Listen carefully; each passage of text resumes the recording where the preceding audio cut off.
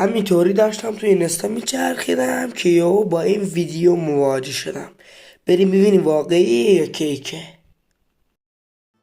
اگر ما سایز US کفشمون رو 2 تا 0 جلوش بذاریم، منهای سالی که به دنیا آمدیم به میلادی کنیم، بعد به اضافه اون سالی کنیم که الان داخلش هستیم، 2 رقم آخرش میشه سن ما. من صبر نکردم و سریع رفتم توی کامپیوترم، ماشین حسابو باز کردم و همین کارهایی که گفتو کردم و بگوی نتیجهش چی شد. وای حاجی پشمام، واقعی بود. به نظر شما راز این کار چیه؟